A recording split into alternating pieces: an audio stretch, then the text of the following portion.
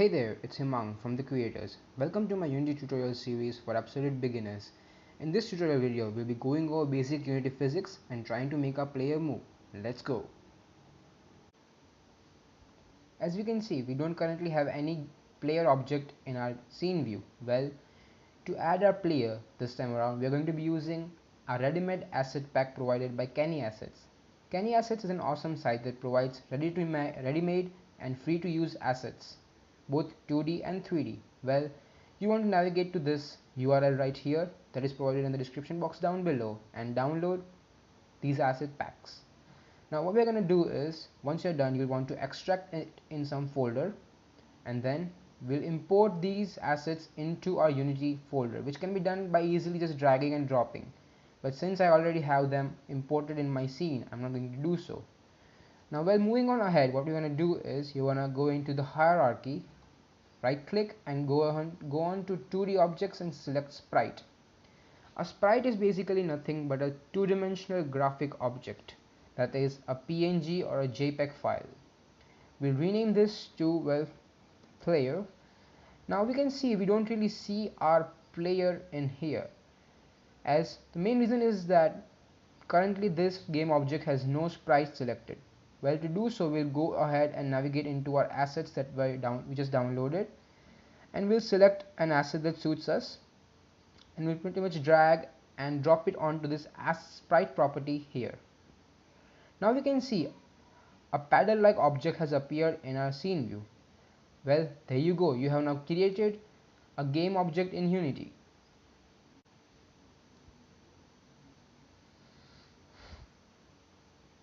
What we just did here is creating a game object.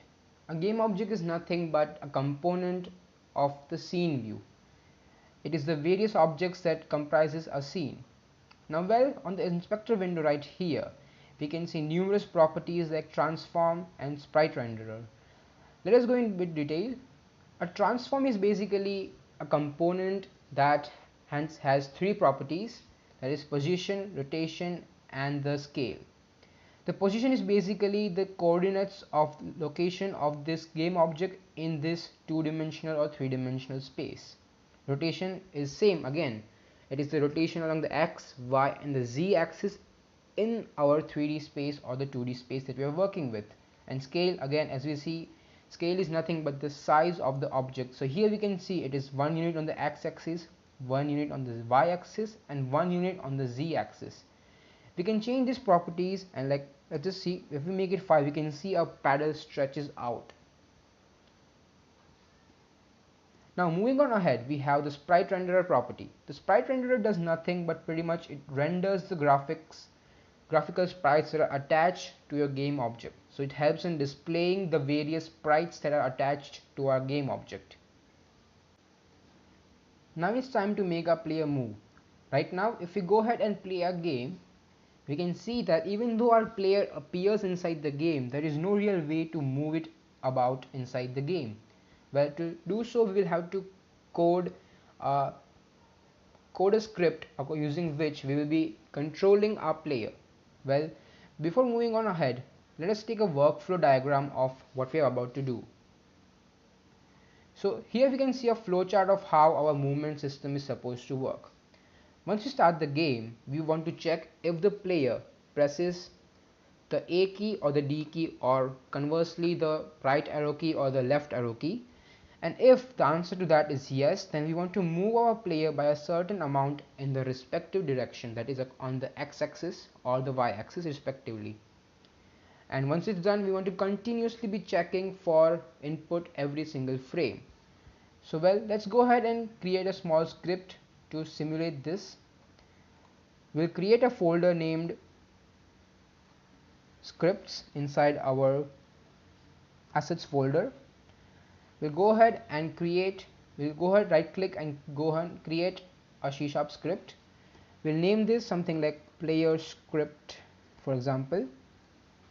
Now we will open up a text editor and edit the code inside it. To do so, well, I am using Visual Studio Code. You can use any code editor you wish to use.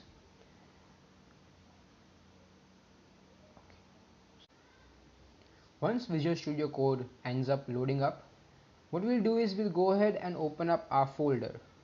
So we'll go to File, we'll go to Open Folder, and we'll select the folder inside which our project is located. That is, for us it's Blocky Breaker. Click on OK. Now we'll see that Visual Studio Code adds up this folder inside its Explorer. Now what we'll do is we'll navigate inside the Assets folder, we'll go to Scripts, and here we can see our player script has been created. Unity works on a scripting language called C#. Now let us take a basic overview of this structure of this program. Now here we can see a bunch of using statements. Well, a using statement is nothing but something similar to the hash include statement that we have in C or C++. It tells our compiler to include certain libraries or namespaces.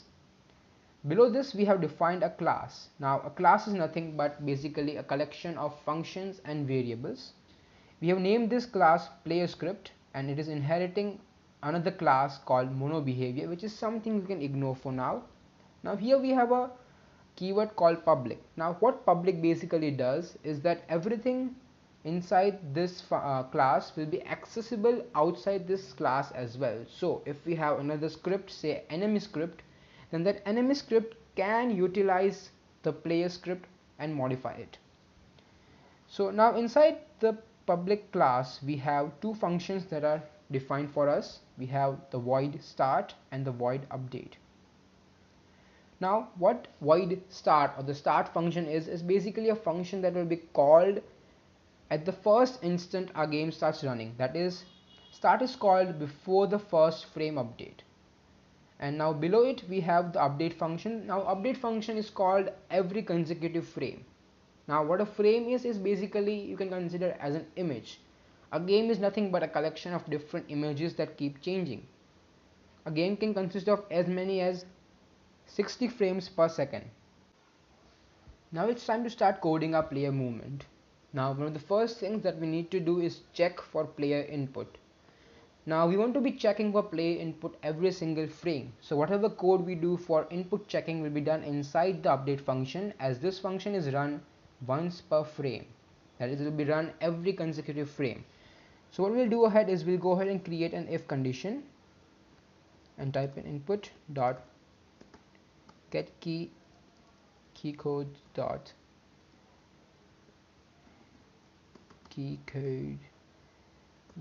d.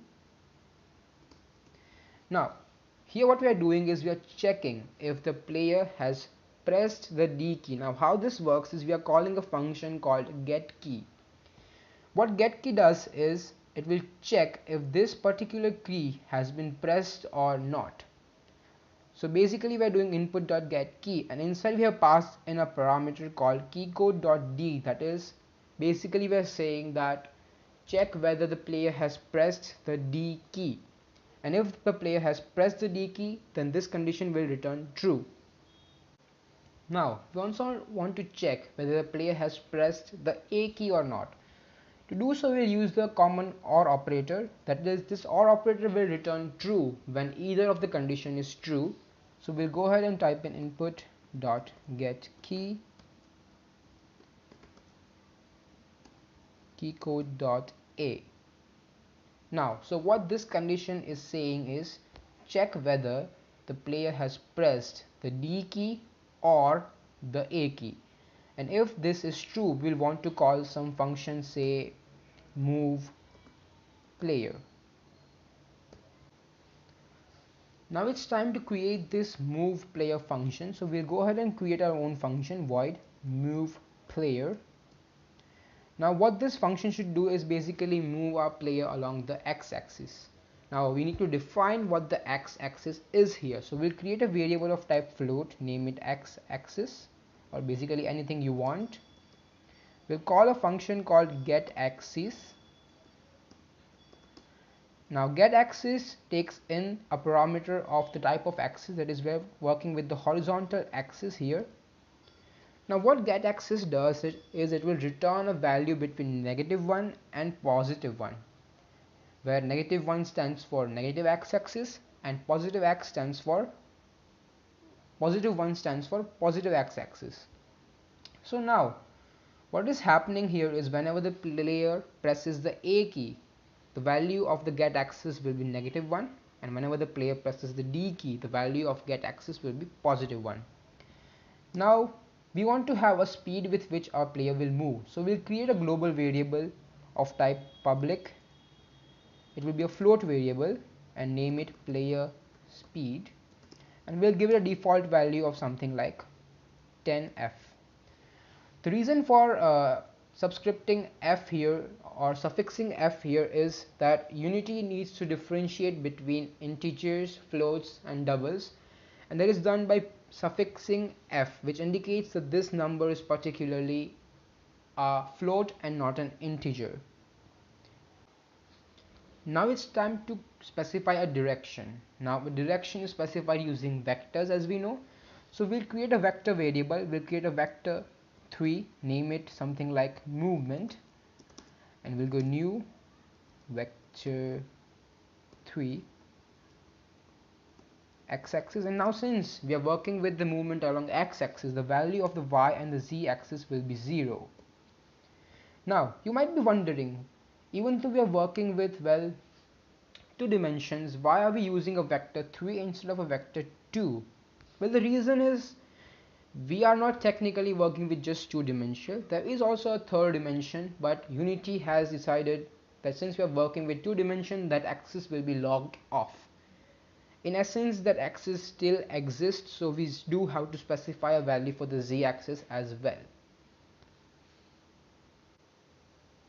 Now it's time to apply force to our game object, that is our player. So what we'll do is we'll call something called transform.position plus equals x-axis movement times player speed times time dot delta time.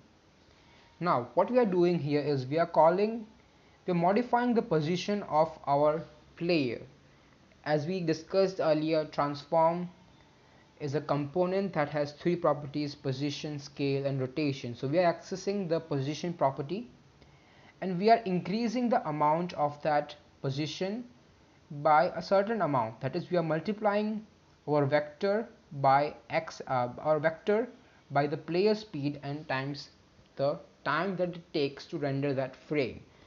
So if this can be considered something similar to distance equals to speed into time. We'll save our script here. Now we'll go ahead and open up Unity again, and now we will apply this player script onto our player. Now if we select our player again, we can see that this script component has been attached to our player. Now we can see that we can modify this property, that is what this value of this variable player speed, from our editor as well. Well, that was the reason for making that variable public, so that we can modify it inside our editor. Had that property been private, it would not have been accessible from the editor. Now we'll go ahead and click on this play button. Once our game completes loading up, we can see that if we press the D or the A key, we can see our player moving about our 2-dimensional space. That's it for this tutorial. Thank you for watching. If you found this tutorial helpful, please do consider subscribing and leave a like below. In the next tutorial, we'll be going on and creating our ball object and making it bounce off our paddle. See you guys next time.